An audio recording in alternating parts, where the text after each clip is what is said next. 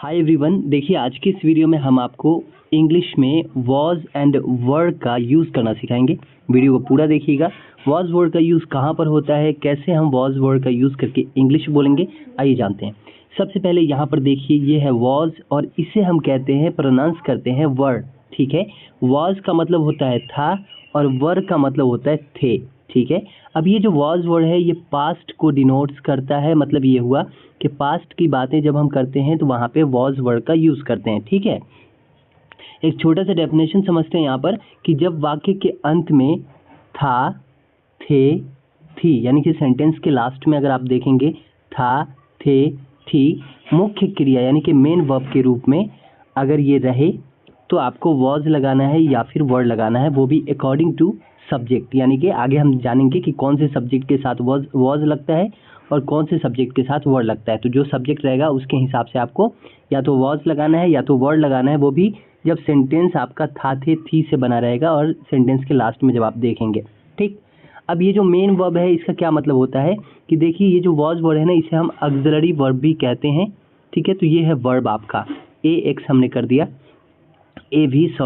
Auxiliary verb. अब ये verb है, ठीक, और ये मेन वर्ब कब कहलाएगा, जब ये सेंटेंस में अकेला रहे। यानी कि वर्ब अगर सेंटेंस में अकेला है तो वो मेन वर्ब है।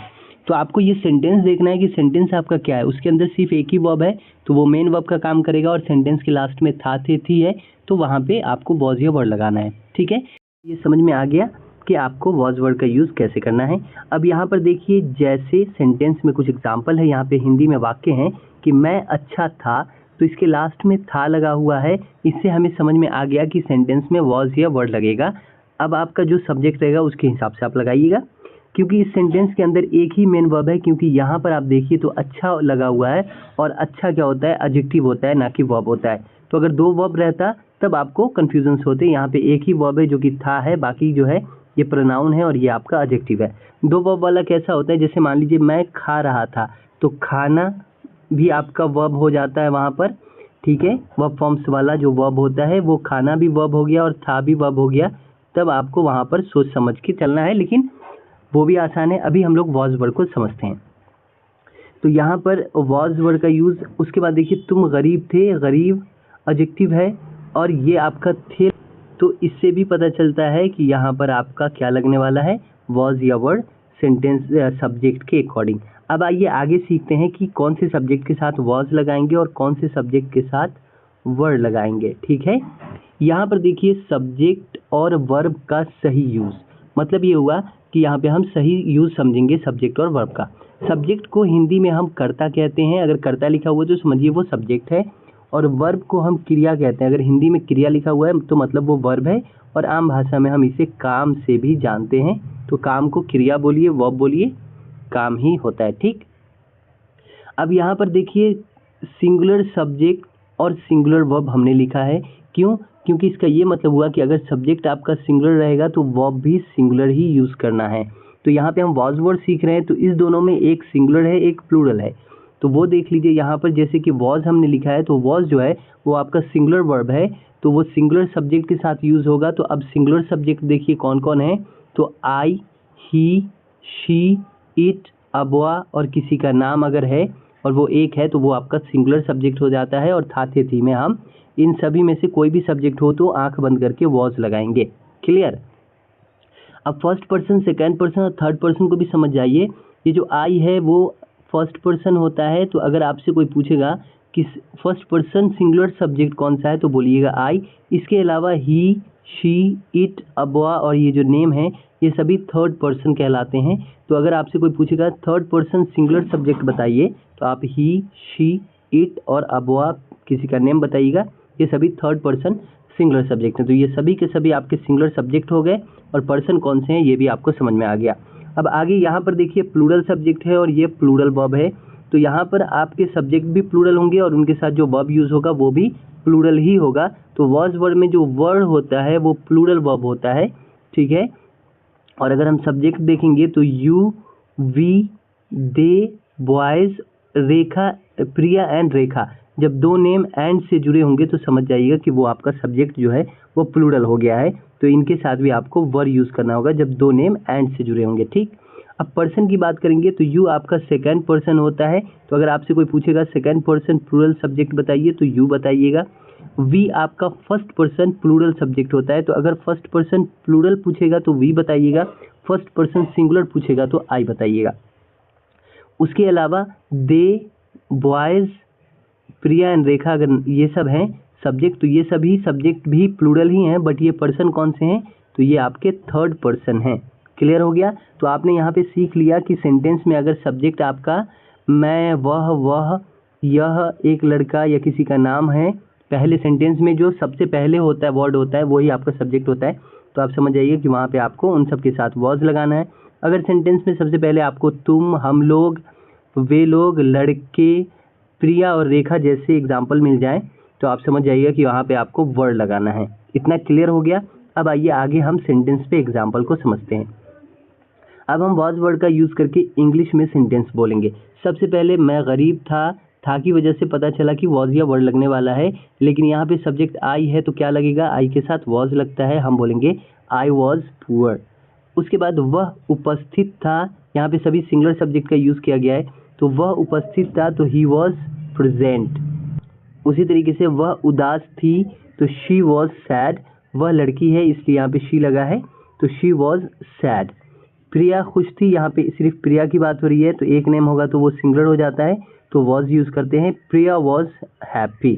लड़का खुश था यानी एक लड़के की बात हो रही है तो यहाँ पे हम बोलेंगे अ बॉय वॉज हैप्पी। तो ये सिंगुलर जो है सब्जेक्ट थे जिनके साथ आपने वॉज का यूज़ देखा। अब आइए वर्ड का यूज़ देखते हैं।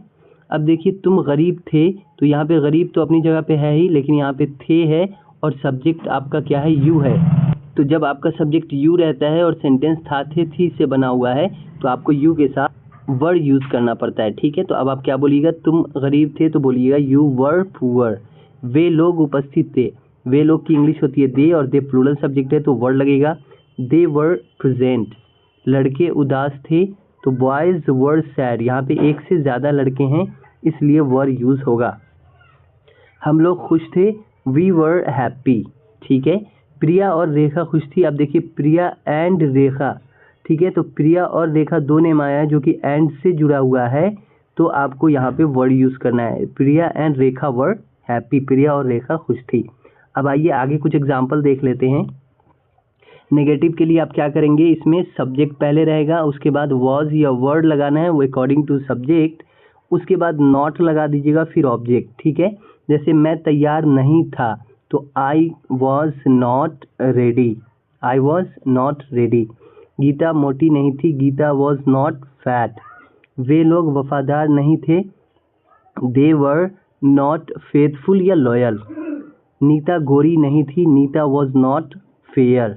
ठीक है, ये जो वॉज नॉट या वर्ड नॉट लगा हुआ है वो अकॉर्डिंग टू सब्जेक्ट है, तो आपको ये ध्यान रखना है कि नेगेटिव में हम वॉज या वर्ड के साथ नॉट लगाएंगे तब आगे ऑब्जेक्ट देंगे। तुम दोषी नहीं थे, यू वर नॉट गिल्टी। कहानी रोचक नहीं थी, स्टोरी, एक स्टोरी की बात हो रही है, story was not interesting. Clear हो रहा है कॉन्सेप्ट। अब आइए आगे कुछ प्रश्नवाचक वाक्य देखते हैं। तो जब आपका प्रश्नवाचक हो जिसमें हमेशा वाक्य में क्या पहले रहे, हर सेंटेंस में देखिएगा क्या पहले रहे, तो जो जिस वर्ब का यूज़ करके आप सेंटेंस बना रहे हैं उस वर्ब को आपको पहले रख देना है और यहाँ भी आपको वर्ब रखना है सब्जेक्ट के अनुसार। जो सब्जेक्ट रहेगा उसके साथ जो वर्ब यूज़ होता है वही पहले आएगा। जैसे यहाँ पे वाक्य में देखिए, सबसे पहले इस फॉर्मूले को समझिए, वॉज एंड वर्ड पहले आएगा, उसके बाद सब्जेक्ट फिर ऑब्जेक्ट। जब आपके वाक्य प्रश्नवाचक हों जिसमें क्या पहले आए, जैसे क्या मैं अनुपस्थित था तो यहाँ पे मैं आया है तो वॉज ही लगेगा, वॉज आई एब्सेंट।